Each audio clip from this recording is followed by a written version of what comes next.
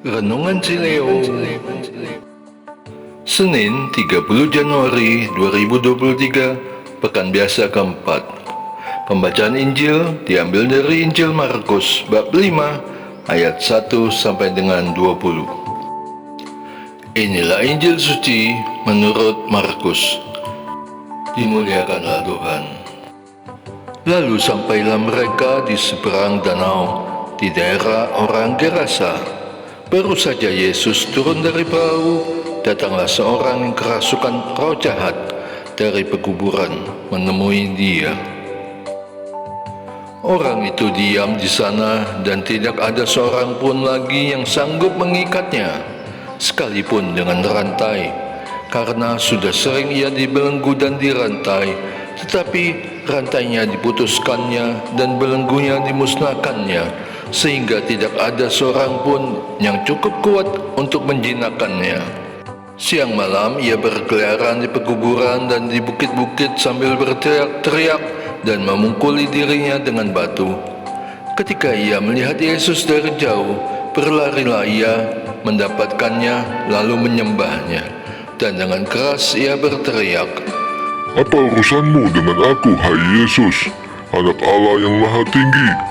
Demi Allah, jangan siksa aku." Karena sebelumnya Yesus mengatakan kepadanya, "Hai engkau roh jahat, keluar dari orang ini." Kemudian ia bertanya kepada orang itu, "Siapa namamu?" Jawabnya, "Namaku Legion, karena kami banyak." ia memohon dengan sangat supaya Yesus jangan mengusir roh-roh itu keluar dari daerah itu. Adalah di sana di lereng bukit sejumlah besar babi sedang mencari makan. Lalu roh-roh itu meminta kepadanya, katanya, "Suruhlah kami pindah ke dalam babi-babi itu, biarkanlah kami memasukinya." Yesus mengabulkan permintaan mereka. Lalu keluarlah roh-roh jahat itu dan memasuki babi-babi itu. Kawanan babi yang kira-kira 2.000 jumlahnya itu terjun dari jurang ke dalam danau dan mati lemas di dalamnya. Maka larilah penjaga-penjaga babi itu dan menceritakan hal itu di kota dan di kampung-kampung sekitarnya. Lalu keluarlah orang untuk melihat apa yang terjadi. Mereka datang kepada Yesus dan melihat orang yang kerasukan itu duduk, sudah berpakaian dan sudah waras, orang yang tadinya kerasukan legion itu. Orang-orang yang telah melihat sendiri hal itu menceritakan kepada mereka tentang apa yang telah terjadi atas orang yang kerasukan setan itu dan tentang babi-babi itu. Lalu mereka mendesak Yesus supaya ia meninggalkan daerah mereka. Pada waktu Yesus naik lagi ke dalam perahu, orang yang tadinya kerasukan setan itu meminta supaya ia diperkenankan menyertai dia.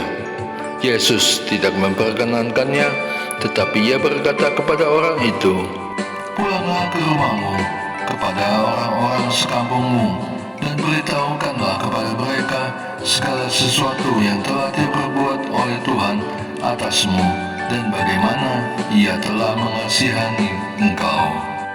Orang itu pun pergilah dan mulai memberitakan di daerah Dekapolis segala apa yang telah diperbuat Yesus atas dirinya, dan mereka semua menjadi heran. Demikianlah sabda Allah. Terpujilah Kristus. Maka takutlah mereka. Ketika saya melihat proses penyembuhan pada doa pelepasan yang diadakan pada suatu retret, saya pun merasa takut karena kuasa ilahi sedang bekerja di sana.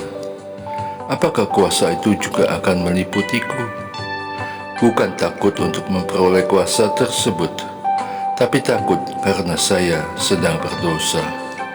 Seperti dahulu Adam bersembunyi saat dipanggil oleh Allah setelah memakan buah terlarang.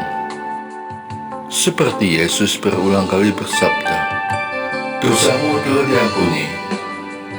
Apakah saya juga harus berharap diampuni dahulu sebelum memperoleh kesembuhan dari sakit?